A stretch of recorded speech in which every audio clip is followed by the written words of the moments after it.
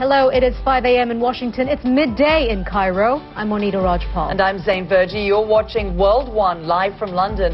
Also ahead, the roads into Cairo are dotted with soldiers and security checkpoints. Past midday in Cairo's Tahrir Square, the scene of what is shaping up to be an unprecedented day in Cairo. Anderson Cooper joins us now on the phone. Anderson, is there a sense that you're really getting a real momentum of these protests? We have certainly not seen anything like this. Now is reportedly operating normally. Now, the past week of protests is sure to have taken a heavy toll on Egypt's economy.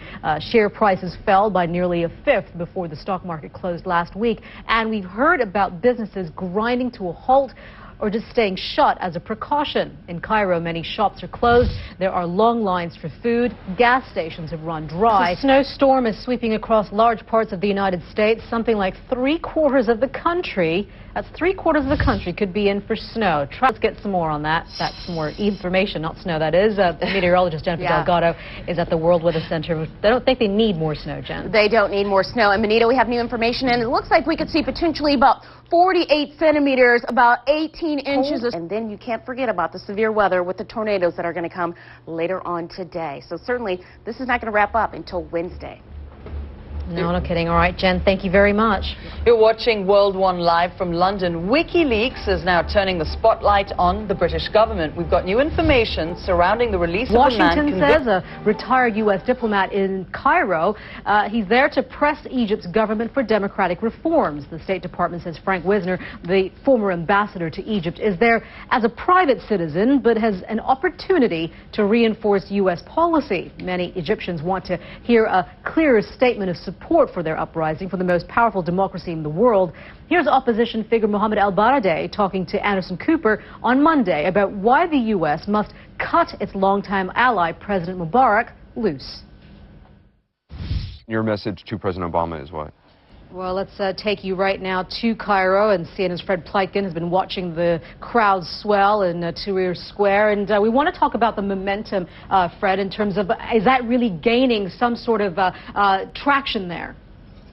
Fred Pleitgen there in Cairo in the thick of it all. Thank you so much.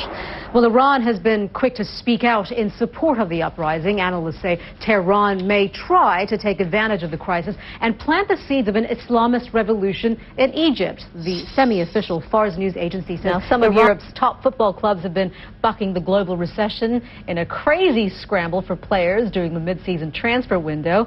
That window has now closed, and Alex Thomas is here to tell us which deals have been making headlines. How much are we talking about? Well, Monita, a lot, because British newspapers have dubbed it football's crazy day. 15 minutes time, Monita. All right, Aaron, thank you very much for that.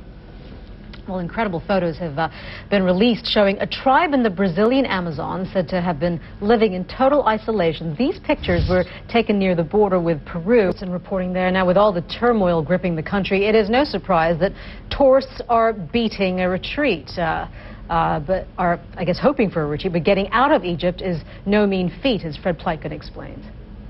Millions of tourists.